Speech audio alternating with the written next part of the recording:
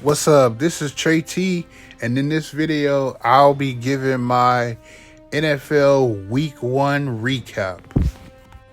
And in the first game of the 2022 NFL season, we have the Super Bowl champion Rams going up against the prohibited favorites, at least in the AFC, Buffalo Bills. Buffalo came out there firing on all cylinders. Like, they were just all over the Rams, and the Rams, it seemed like they were too eager, worried about getting their rings than actually playing the game. And Von Miller made a big difference for the Bills in this game, winning 31-10. The 49ers against the Bears, both Trey Lance and Justin Fields struggled out there. Both of them were taking a lot of sacks, and they usually did it more with their legs than their arm. Trey Lance did have one good pass though, and they ended up finishing in the rain. It was storming out there, and the Bears ended up winning 19-10 for their first win in 6 years or something like that for the opening season. And Carson Wentz in his first game with the Washington Commanders went out there and threw for 4 touchdowns. And the Commanders ended up winning against the Jacksonville Jaguars 28-22 to start off their season, tied for first in the NFC East division. And the next game, the Cleveland Browns spoiled Baker Mayfield's revenge game on two late questionable calls. One, a helmet-to-helmet penalty that they called on Carolina, where Cleveland was trying to drive down there to kick a field goal, and when they picked up the flag saying it wasn't intentional grounding by Jacoby Brissett, which allowed Cleveland to get in field goal position and kick the field goal and end up winning 26-24. Then the Colts and the Texans were winning this game, and somehow most people feel like with Matt Ryan going to the Colts will be the favorite in the AFC South. And the Colts somehow were able to come back against the Texans. They win in the overtime. Kickers missing the kicks. I think the Texans actually released that kicker today. I'm not sure. Tua threw for 270 yards against the Patriots. I picked Miami to beat the Patriots because Miami always plays the Patriots well in Miami. Tyreek Hill had 94 yards. Mac Jones, I think he had 213 yards, 1 touchdown and 1 interception, I think. But the Bills are tied with the Dolphins are tied with the Bills for the number 1 spot in the AFC East. The Bengals and the Steelers, this was a back and forth game. They sacked Joe Burrow so many times, and he threw so many interceptions. They had so many turnovers. And in the end, the Steelers ended, the kickers just kept missing field goals. But in the end, the Steelers ended up winning in overtime with a score of 23-20, tied for first place in the AFC North, with the Ravens, who just blew out the Jets. Even though Joe Flacco threw for 320 yards or something like that, Lamar Jackson was great throwing the ball against the Jets. He had 3 touchdowns, and the Ravens just cruised all over the Jets 24-9, tied for first place in the AFC North with the Pittsburgh Steelers. But yeah, Lamar Jackson played a great game. And the Packers, we saw what the Packers would look like without Devontae Adams. I was about to say Jamar Chase, but Justin Jefferson had a field day. He had 184 yards. They couldn't stop Justin Jefferson, and the Vikings beat the Packers 23-7, moving to first place in the NFC North division. And the Packers fall to 0-1, so it might be a long season for the Packers ahead. Then this was a great game, back and forth. I feel like Marcus Mariota actually played a great game. He ran the ball for 72 yards. He threw for 212 yards. Jameis Winston did not look good in the beginning, but he finished strong. The Falcons' problem, they couldn't really score a touchdown. They settled for 4 or 5 field goals. Michael Thomas had 2 touchdowns. including they ended up getting a field goal at the end with the Saints winning 27-26. But Michael Thomas had 2 touchdowns, and Jarvis Landry had a 40-yard catch. The Chiefs, it's not much to say about this game. Patrick Mahomes, he threw for 5 touchdowns against the short-handed Cardinals without DeAndre Hopkins. Christian Kirk is gone, and I already knew the Cardinals had no chance of beating the Chiefs. I didn't know it was going to be 44-21 though. But like I say, Patrick Mahomes ended up throwing for 5 touchdowns in the first game of the season, 44-21. The Raiders and the Chargers were back and forth.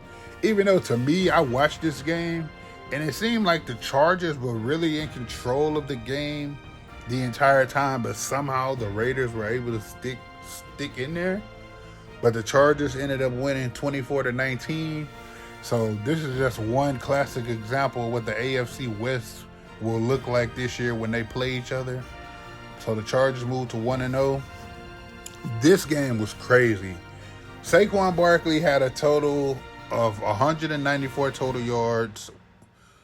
Back and forth. The Giants were losing to the Titans. They ended up coming back, and they scored a touchdown in the end, making it 20-19. Then they decided not to go for the extra point, but went for 2 and got it. The Titans got in field goal range, and the kicker missed the field goal to lose the game.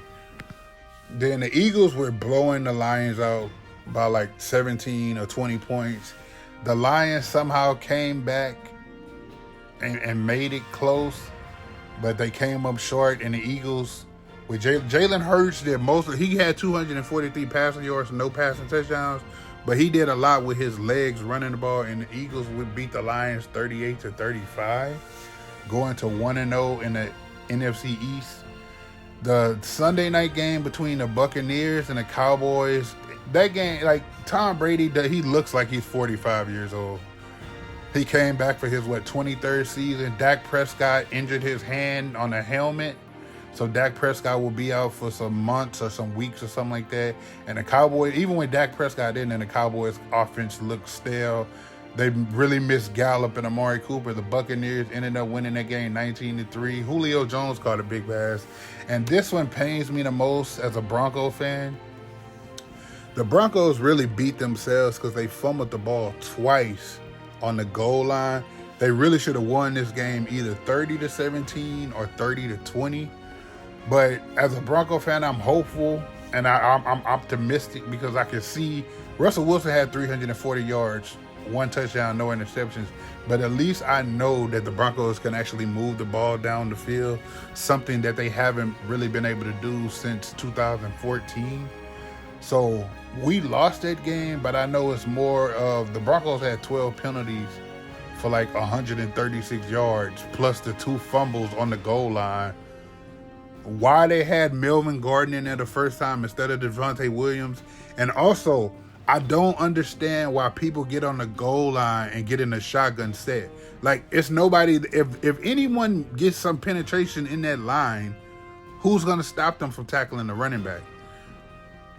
You need to run it out of an I formation or at least a split back formation or something. But Javonte Williams should have been in there that first time. I understand what Melvin Gordon was trying to do. He was trying to stretch for the touchdown, and he ended up fumbling it. So then the Broncos got the ball right back because DK Metcalf fumbled it, and the Broncos went down there. And this time they did put Javonte Williams in there. And this is all happening like 1 minute back to back. And then Javonte Williams fumbled it. So it's like, in the beginning, the Broncos defense, they started out horrible. I still don't understand. This is not a one-on-one drill. If it's a one-on-one drill, I can understand you not wanting to get beat. But in this situation, the DBs playing loose coverage, playing 7-8 yards off the receiver, that's only going to make it easier for the receiver to catch a shorter route and turn it into a bigger game. What is the use of playing off the receiver and you still get beat? So I feel like that's what hurt the Broncos in the first half. I feel like Patrick Surtain and Ronald Darby were playing too far off of DK Metcalf. Even though DK he finished the game at 36 yards, but he caught all 7 of his targets. because Surtain was playing this off coverage on him. If that, like, I would say play press coverage. I'm not saying you got to jam him every time, but force Geno Smith at the quarterback. Force Geno Smith to have to throw pinpoint. If he go throw it deep, make it have to be deep, accurate passes. I feel like the Broncos defense really stepped it up in the second half. They shut out the Seahawks in the second half. And like I said, they had the 2 fumbles in the second half, which basically cost them the game. And then the end of the game, I don't know what I don't know if it was the coach or Russell Wilson, but they had too many delay of game penalties and having to hike the ball with like 2 seconds left on the play clock. They need to get that together. I feel like that's a product of the Broncos not playing their starters in the preseason. I feel like they should at least play a quarter or 2 in one of those 3 games in the preseason, but they didn't. And they looked kind of out of sync. They looked like they didn't know how to tackle in the first half. Like I said, the second half, they cleaned things up. But at the end of the game, it's 4th and 5. You just paid Russell Wilson like $212 million. First off, you got 2 or 3 timeouts left, and it's like 58 seconds left of the game, and you on like the 40-something yard line. Why are you not calling timeout? You let the clock run down all the way down, and then you call timeout, and you pay Russell Wilson $200 and something million. It's 4th and 5. You don't even let him try to get the 4th and 5.